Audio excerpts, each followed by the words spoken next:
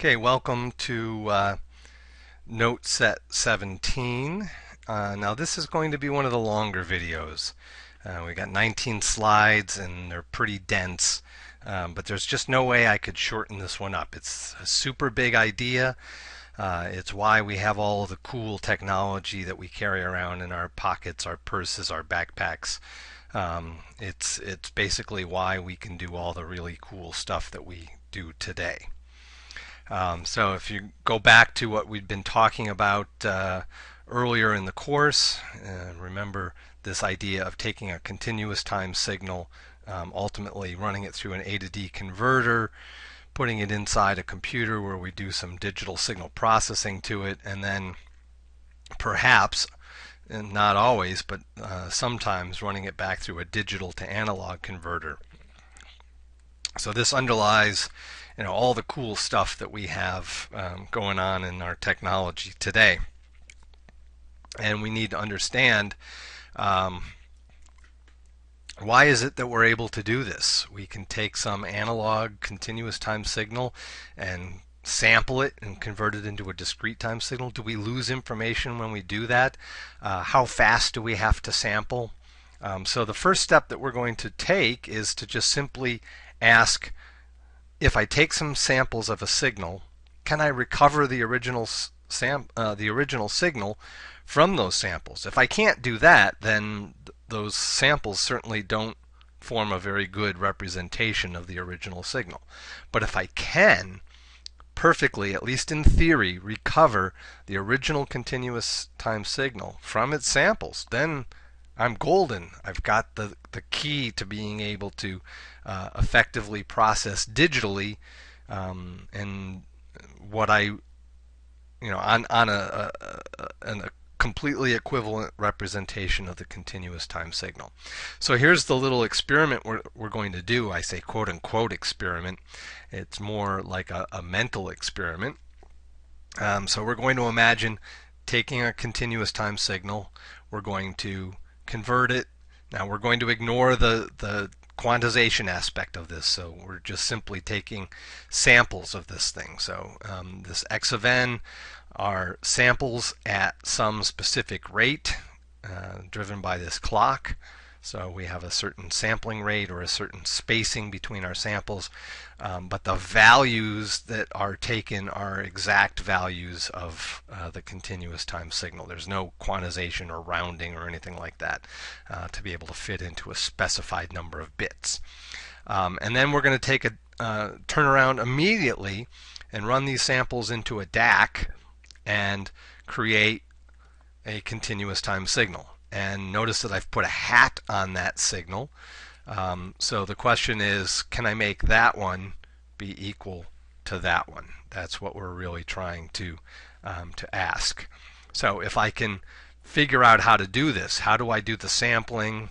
How do I do the DAC to make these two things equal to each other? Then, at least in theory, then I've got a rationale for going back up to the top here to this kind of setup and saying, okay, that's a viable way of processing information, and I know, at least in theory, that I can design this so that I don't lose any information. So that's what we're talking about here, and we'd like to be able to prove that this can be done.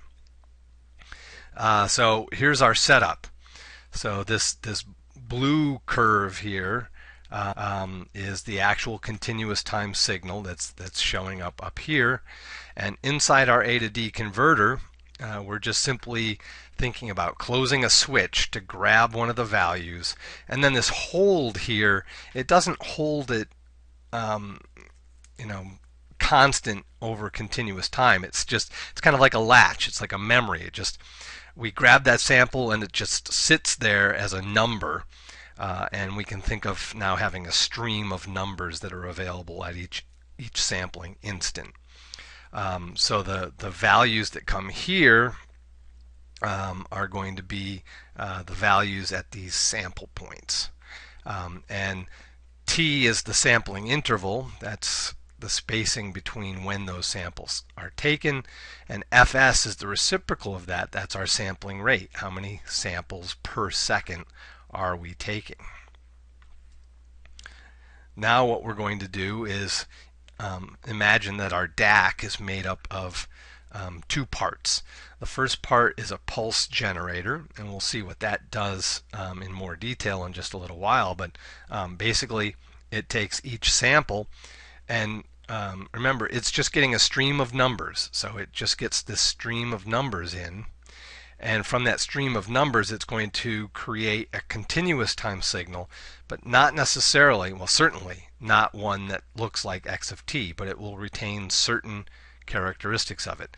So what it's going to do is it'll be 0, then it sees this number and it goes up to that number and then comes back down. And then it sees the next number, goes up to that number and comes back down. So it creates these little rectangular pulses. So that's why we say here that this is a pulse generator. So every time it gets a clock tick from the system clock running at this rate, every time it gets one of those clicks, it goes and grabs a sample value and generates a little pulse whose height is equal to that sample value. Okay, so at that point we've got a continuous time signal, and notice that I'm notating it with parentheses, so it is a continuous time signal. But it doesn't look like our original signal. And then our conjecture is, well, it is following sort of the outline of the original signal, right? That was, but it's too jagged. There's a lot of high frequency stuff because it's oscillating from the real value down to 0 and so on. So maybe we can use a low-pass filter to kind of smooth this out and make it back into something that will follow like this. You know, we've seen that kind of thing with that smoothing out high frequencies when we looked at that power supply design with the full wave rectifier and a simple RC filter. So we've got this set up, and we now want to ask, within this framework, how do we need to imagine doing this processing to get back our original signal? We're pretty much set with that. We're fixed to do that. So we're not going to worry about the electronics or the circuits of this. We're just going to focus on the math as to why and how we're able to do this. So the sampling part we've seen is easy. So there's our model for the ADC, and we're pretty much fixed on that. We're not going to look around for any other version. But let's look in the DAC. So the idea is that we convert this stream of numbers into a series of pulses that have zeros, go down to 0 in between, and then we use this filter, which we'll describe with it by its frequency response. And we're looking not for an ideal filter there. In the real world, we'll have to build this from transistors, op amps, resistors, and capacitors. Tend to like to avoid inductors because they're big and heavy and bulky and expensive. So this is what we're trying to do, and we need to figure out what kinds of pulses should we use and how should we specify that filter. So mathematically, we can write the signal coming out of the pulse generator this way. If we look at this for a given value of n, that's just a little pulse, p of t. We're shifting it so that it's at the n times t time, and then we're multiplying it by this value.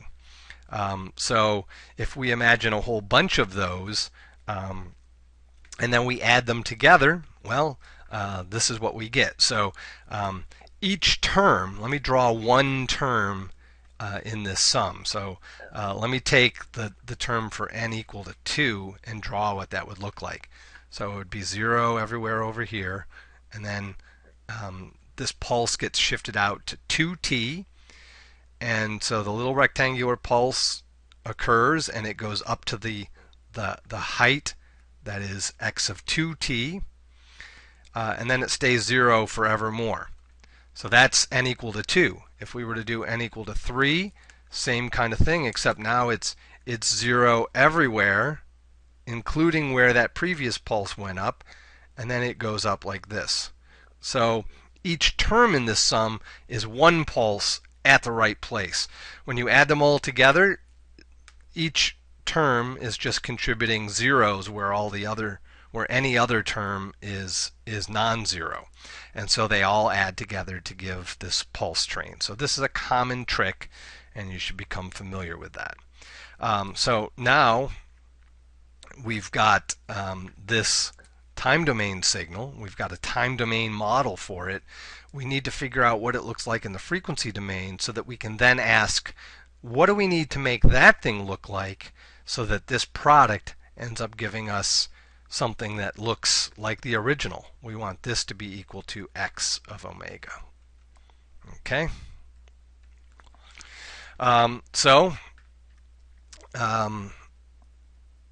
That's pretty close to what really happens inside a DAC. But what we're going to do is simplify it so that we can do a more ideal analysis. And we won't do this, but one could always come back and redo this analysis to make it a little bit more realistic. But we're going to simplify it and still get answers that tell us a lot.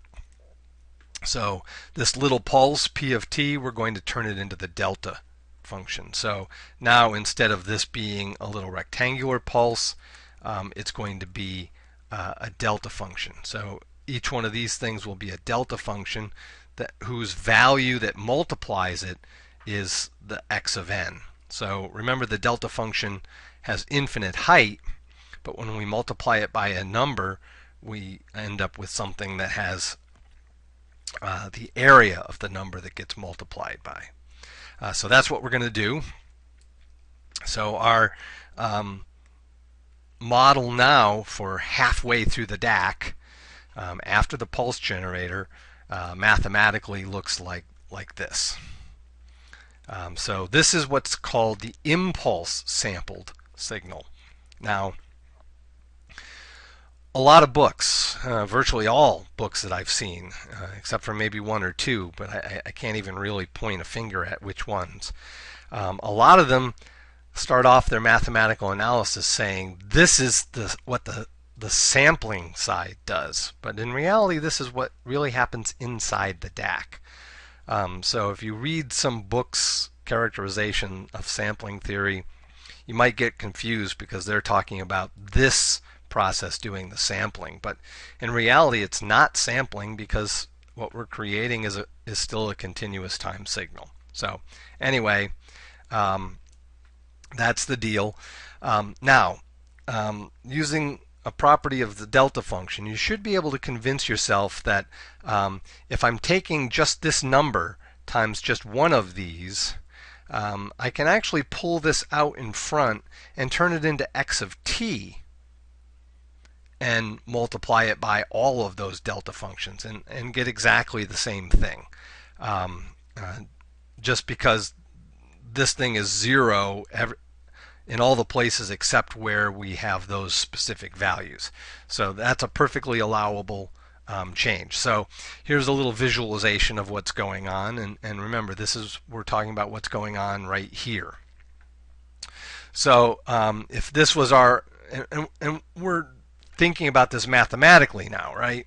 Physically, what happens inside the DAC is this, although we don't really have the delta functions, we have more realistic pulses, but that's physically what we're imagining happening, and this is just part of our mathematical analysis that will help us understand the effect of that, because obviously inside the DAC we don't have this full continuous time signal, but we're just imagining mathematically how to analyze this. So we're going to give a term definition here. That sequence of pulses will be called delta sub t, just a name. So there it is, it's an impulse train. And so what this is telling us is that we can think of mathematically this signal as being our original signal times this impulse train.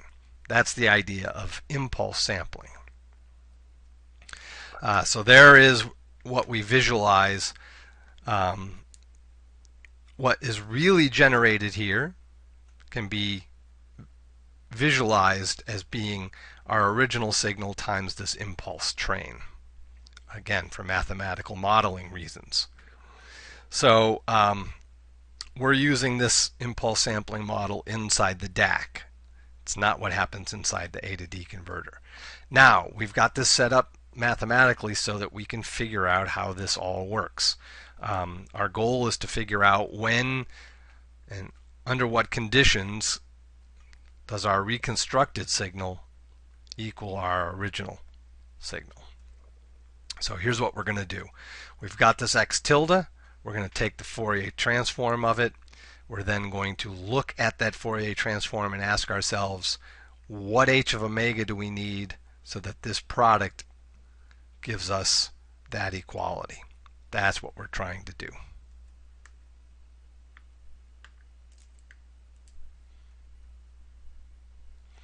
So step number one.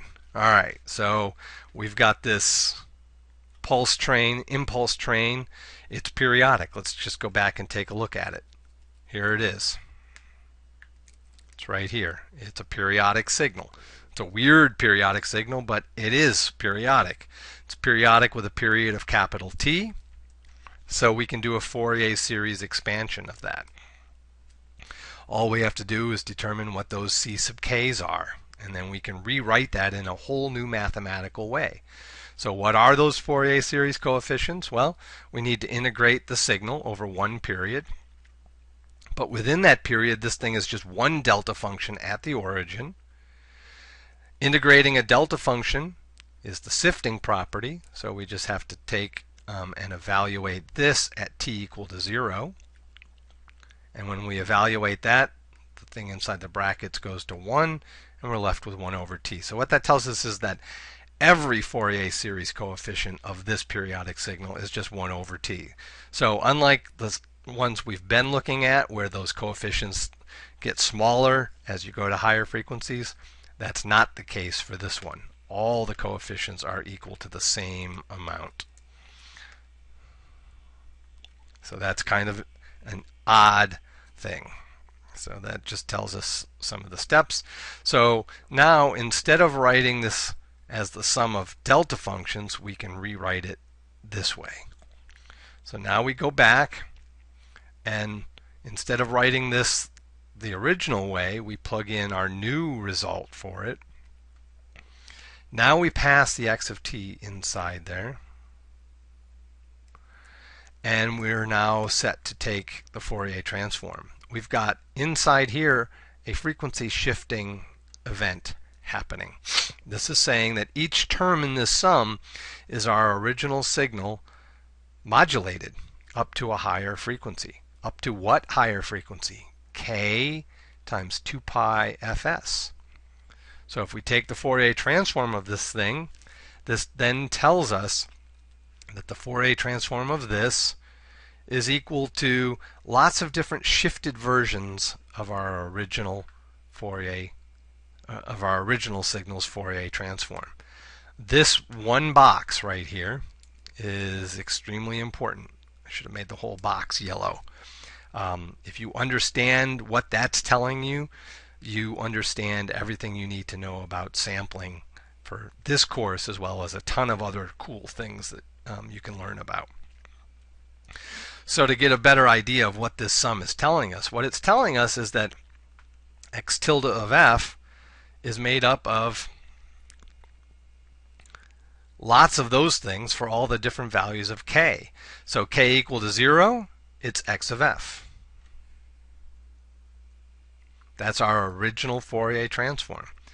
K equal to 1 is here. K equal to minus 1, k equal to 2, k equal to minus 2, dot, dot, dot, dot, dot, dot. These are shifted replicas of the original spectrum. They all have the same shape.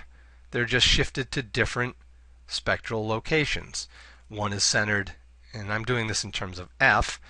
This one is shifted to minus fs. This one's shifted to plus fs, etc., etc. Now, I did not just make a mistake. Remember how shifting works. So here's the big thing. We now know what the Fourier transform looks like halfway through the DAC. The output of that pulse generator looks like that. And this is the key to understanding how sampling works, at least in theory. Let's take a look. So here is our setup. We're going to walk ourselves through. Again, for this kind of system level thinking, we're going to pick some iconic spectrum, ideally band limited, even though we know in reality that's not true, but let's do it for now, and then we'll address the issues with that later. So there's our spectrum, and what we've just found out is that this signal in the frequency domain looks like this. It's this original spectrum. There's the k equal to 0, k equal to minus 1, minus 2, k equal to 1, k equal to 2. Those are all the spectral replicas of this. Now, the key here is that notice that I've drawn this so that this edge here, the upper edge of the original, is distinctly below the lower edge of the first replica. I want to get back this. That's my original spectrum. If I don't make sure that this edge is up high enough, then they're going to overlap and I won't be able to recover my original spectrum. So it's absolutely crucial. Come on. Alright, so I've fixed some of my problems, but not all of them. It's absolutely crucial that this point, which is at fs minus b, right? This is b down, fs minus b. So I need fs minus b to be greater than b. That's a crucial requirement here to make sure that I can recover my original signal. So to make sure that the replicas don't overlap the original, I need fs minus b to be greater than or equal to b, which means fs must be greater than 2b. Aha! That's telling me something interesting. Do you remember when we talked about audio signals with a b of 20 kilohertz, right? Audio signal doesn't go up above 20 kilohertz, and we sampled it at 44.1, go away, 44.1 kilosamples per second. So fs is slightly more than twice b. And there's the reason. There's the mathematical reason for that. So that is a real powerful demonstration of the capabilities that you can have when you understand Fourier transforms. So let's take a look at this. There's our spectra with all the spectral replicas. Now we're going to imagine that this thing here has a frequency response. We've been drawing it as f of h, or h of omega. Let's draw it as h of f, just a change of variable. So what does this thing need to look like? We want to get rid of all of these things and keep just this, so we need a low-pass filter, and this edge here has to be bigger than that but smaller than that. Okay, so that tells us what we need. So it needs to be a little bit bigger than b. Ideally, theoretically, it could be exactly at b. So that's, in the theoretical ideal version of this, we would say the cutoff frequency of that low-pass filter has to be equal to b. But if we do have a little bit of a gap there, it can be a little bit bigger. So that tells us now that x hat of t has this spectrum, but it looks exactly like that. And so therefore, if we sample fast enough, faster than 2b samples per second, then we can, in theory, ideally recover the original signal perfectly. Now, there's a lot of theory and a lot of ideality here. But this, I mean, if we couldn't do it perfectly with theory in ideal cases, then there's no way we could do it in practice. So this is a common way of attacking things. Prove that you can do it theoretically under ideal conditions, and then work to see how close you can come to those ideal conditions. So what we've just proved is this sampling theorem. This says that a band-limited signal with a bandwidth of b hertz is completely defined by its samples when they're taken at a rate fs that's greater than or equal to 2 times b samples per second. A huge result.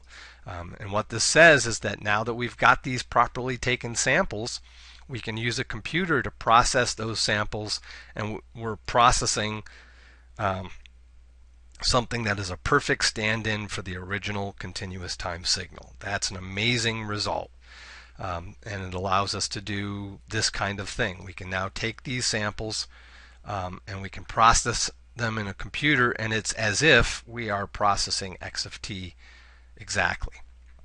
Again, this is all in theory, but it holds pretty close in practice as well, as long as we understand what's going on.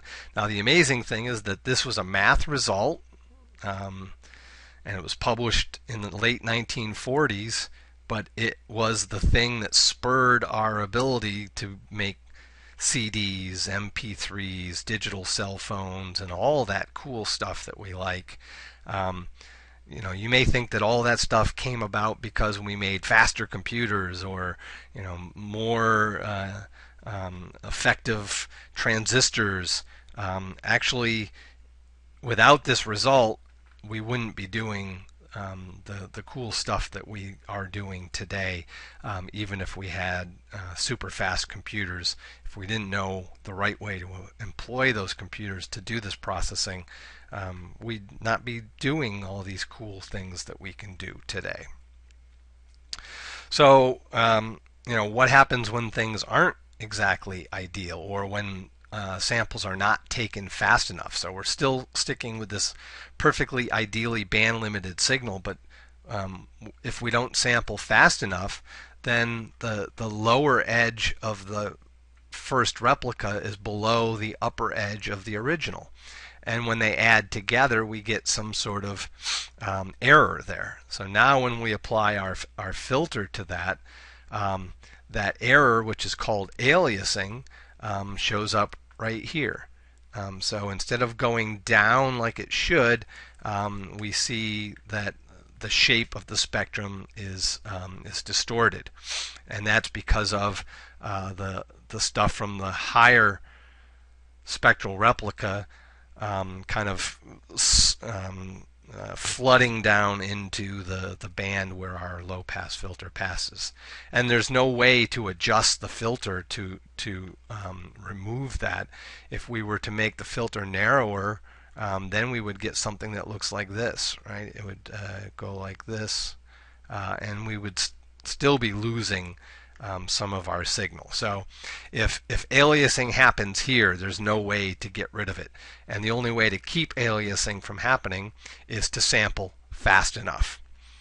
So again, restating the sampling theorem, we have to sample faster than 2b samples per second in order to achieve perfect reconstruction. In theory, if the signal is band limited.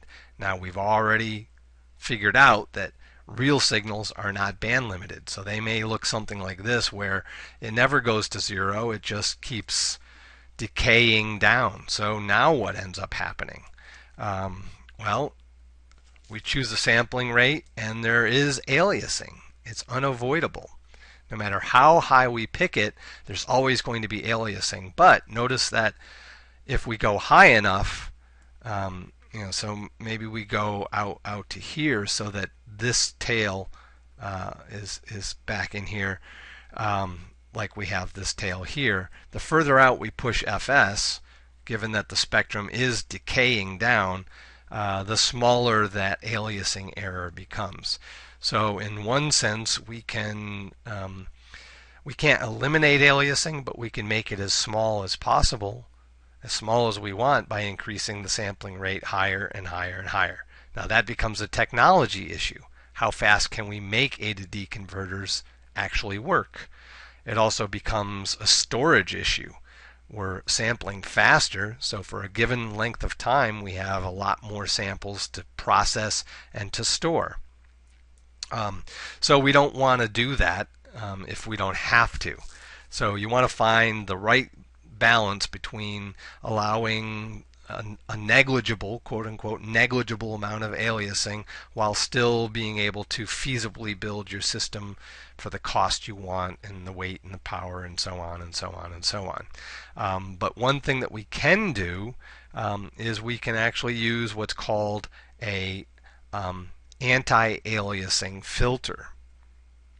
And so the idea here is, so for audio, even though we can only hear up to 20 kilohertz, the actual audio signal itself might have some negligible stuff up there for our ears, but when we sample it and that gets folded back down into the region where we can hear it, it might sound really horrible.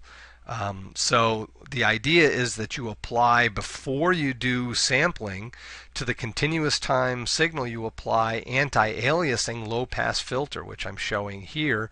And what that does is it suppresses the stuff up here even further than it is in the original signal. So our ears are not going to necessarily hear that, but it makes this that much smaller so that then when I sample it, then the amount of aliasing that comes back in is much, much smaller than what we would ordinarily have without the anti-aliasing filter. So these anti-aliasing filters are crucial. Now they're often built right into the A to D converter, so you don't necessarily have to explicitly build them, but sometimes you need to build one for a special application, but nonetheless you need to know that they are needed and widely used. Now, just finishing up here, just with some terminology.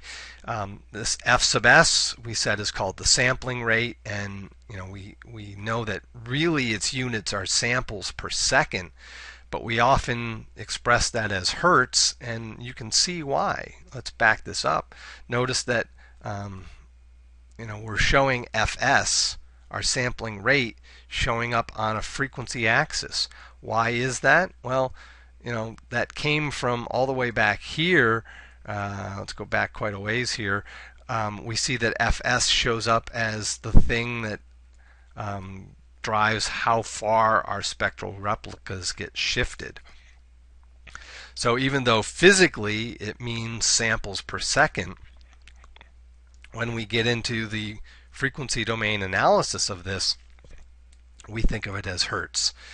So it's not common for somebody to say, oh, my sampling rate is 20 megahertz. We know that physically that means 20 million samples per second, but it also can be thought of as a frequency in megahertz.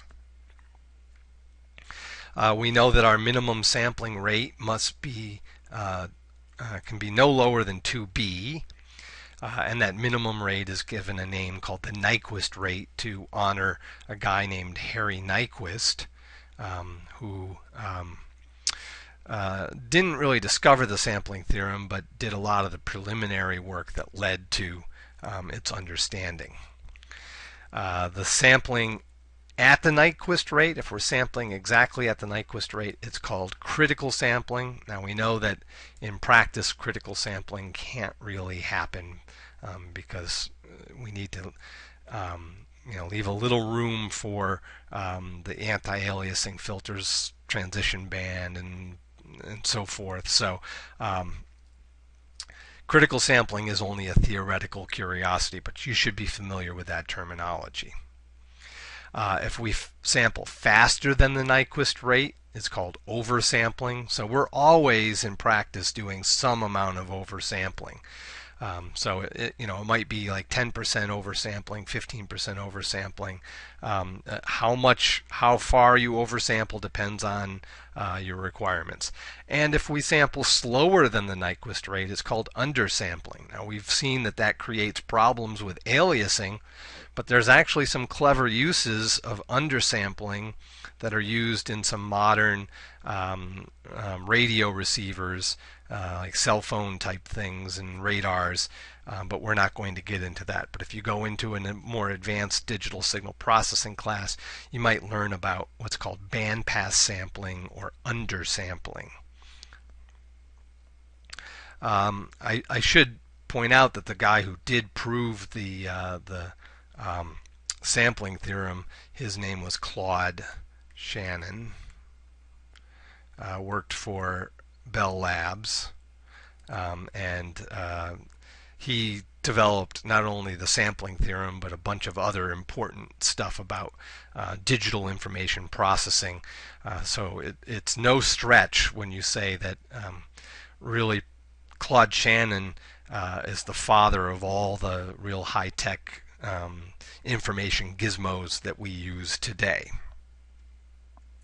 So to just summarize what we've seen, we came up with a math model called impulse sampling that models what could happen inside of our DAC. We saw that gives rise to these spectral replicas, which we can then filter out if done properly. And if you understand that frequency domain result, you pretty much understand everything there is to know about how sampling really can work and should work. So if we have a band limited signal with a bandwidth of b hertz, we have to sample at a rate faster than 2b. We need to have an ideal low pass filter to reconstruct in that case, but non-ideal low pass filters can be designed so that they give acceptable performance for some application scenario. For a practical signal, we need to ensure that we're using an anti-aliasing low pass filter before sampling. There will still be some aliasing, but we can control how much aliasing there is. So this was a longer video than many of the others, but there was really no way to break this down into shorter ones. So I'll say goodbye now and see you on the next video, and thanks.